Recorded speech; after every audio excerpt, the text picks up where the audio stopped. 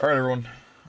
This is going to be an anatomy of or I guess a breakdown, I suppose, of a 9,000 damage game I had in the STB on Paris. I know Paris is a map a lot of people struggle with, or maybe not struggle with, but hate. Hopefully, in this video, maybe you'll learn something that maybe we'll be able to make a little less painful. So, this is in the middle of my STB 3-mark session. It's still going on as I speak. We have a top tier game with a bunch of tier 8s, a few tier 9s, and only one artillery. The artillery doesn't matter that much because Paris, which is one of the reasons I love it. But you'll see here, anyway, you'll see here I'm going to push south with the heavies. And the reason I push south with the heavies is because I feel like there's just so much more potential. People already play badly on Paris. On top of the fact they generally already play badly, you can see I'm sort of setting myself up as hull down as reasonably possible without exposing myself in the rear too much. I'm trying to be mindful of that because I'm sure we've all seen it. We have a lot of tanks that YOLO this sort of middle portion of Paris, right? That like little lifted up stair area. And you'll get wrecked on the side pretty heavily. So I'm trying to manage my hull downness in my front comparatively to what's on my side. But looking at the map now, we can see a lot of mediums are pushing north. Now, one thing I like about Paris is people, again, generally play it poorly, and when they play it poorly, they play very, very passively. We have a T-62A, a Lynx, a Centurion 7-1, an STB, and a T-54 playing very, very safely, and I know they're not going to go anywhere.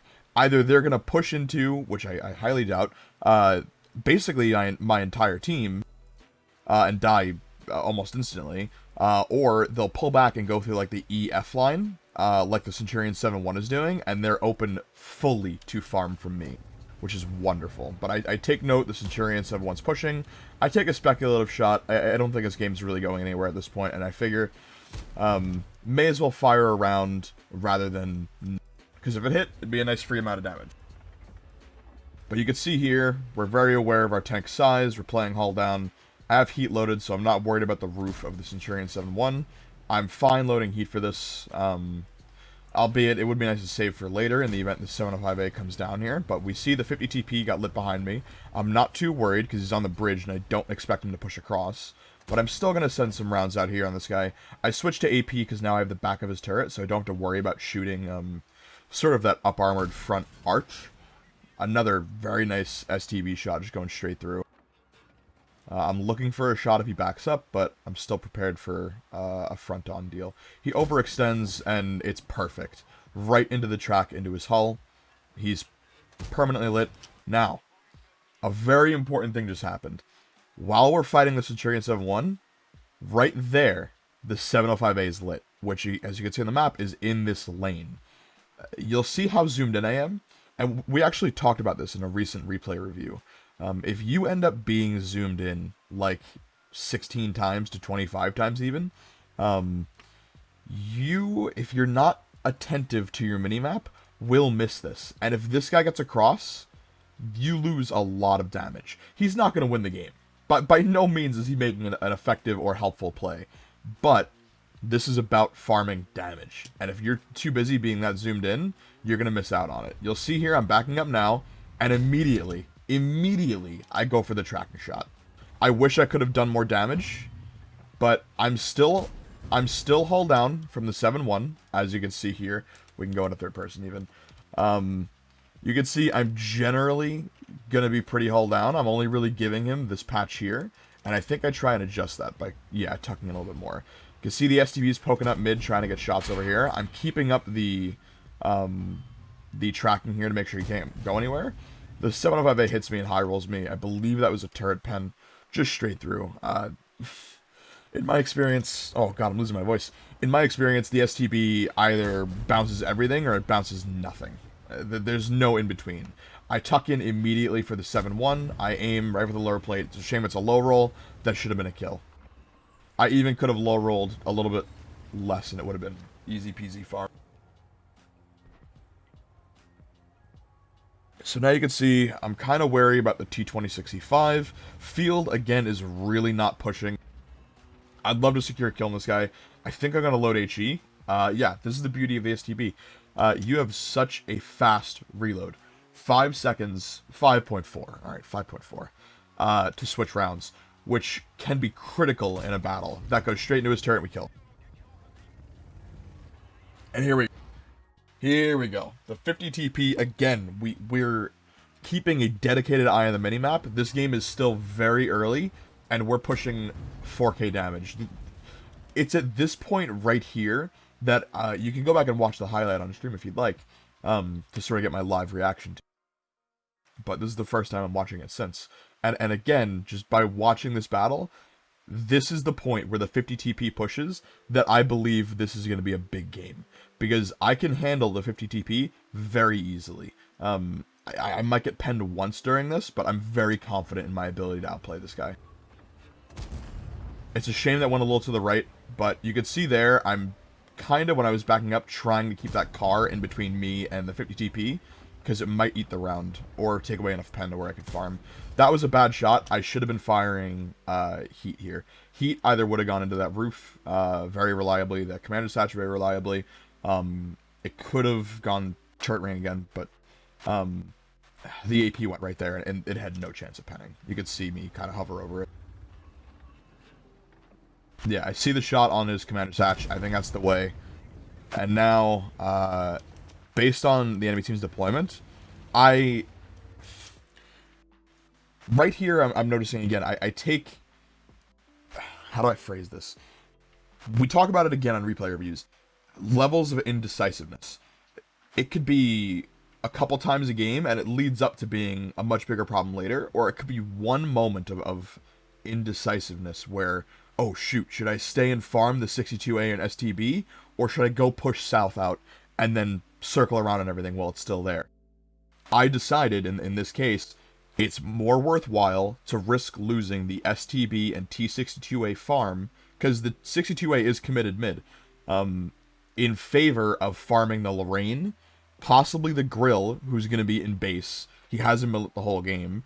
Worst case, you could be at like K2, and circle around and kill all the stuff camping. I believe that's where the damage is, and I'm pretty pleased with this. I pull back to get a shot in the 62A because I don't want to bleed anymore, but it's definitely the play to, once this is secure, not even secure, once this is farmed, to pull back down south.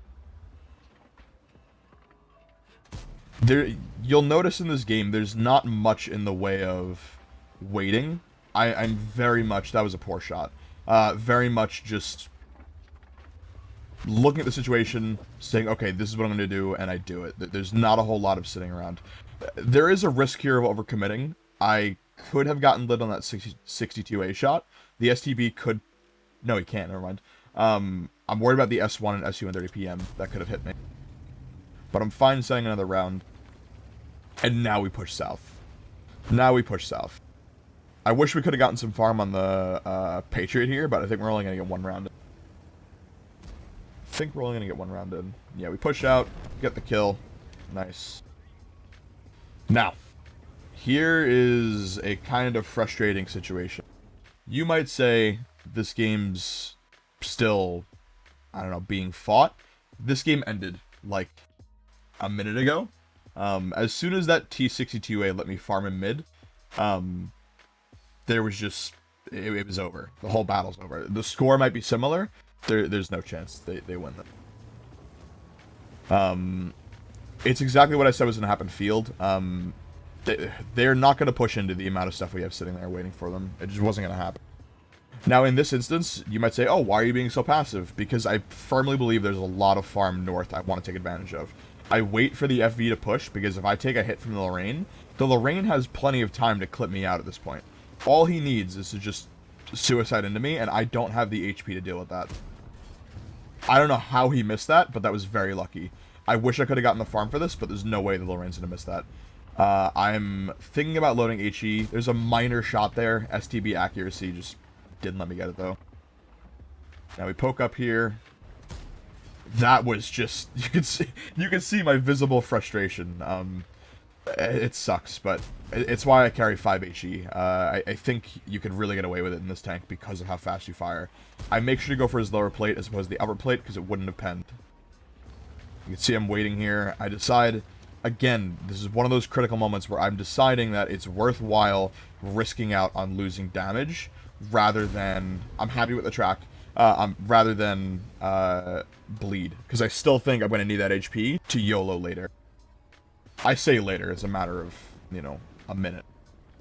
But because I have the hit points here, I'm free to just YOLO into this kind of brawl, if you want to call it that. But they're all just tucked into one corner. The SU fell down, he's on full HP. Let's speed this up a little. Artillery killed himself, which really sucks, because that could have been another kill or just a little bit more damage. But we've pulled 8,000 damage out of this game already, and there's still more to be had. So I see the SU over there. I'm kind of worried about pushing. Right here, I was a little too passive. I should have realized he's not doing anything, and I should have just went. But you can see right there, that quick kind of move from his hull to his trap. Just to raise that assist a little bit. Was extremely worthwhile. The T-54 just runs into me. I don't know why I'm playing so passive. This was a huge mistake, in my opinion. This would have easily pushed it to 9,500 as opposed to 9,000. I don't know why I pulled back. We push in here. I try to go for a shot in the SU. I think that was a waste of time.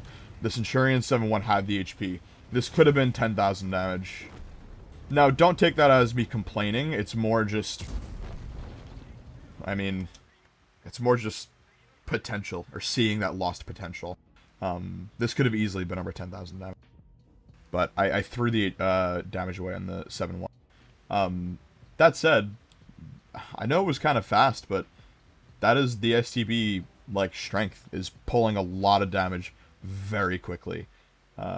Hopefully, I mean, maybe this helped a little bit, kind of giving my rough idea as to why I did certain things and the logic behind what I'm doing. This is, I think, my damage record in the STB1. Normally, I don't do these very high damage games, but I did one of these before for my Object 430U3 mark, and I'm sure I'll do one for the STB3 mark as well. But I don't know, man. Hopefully you guys enjoyed it. You got something out of it. If you have any questions or would like me to clarify on certain points, feel free to post in the comments. If you feel I could have done more as far as mid, I could have done more, or why didn't I push field, would I normally push field, so on and so forth. I'll see you guys next time. Have a good day.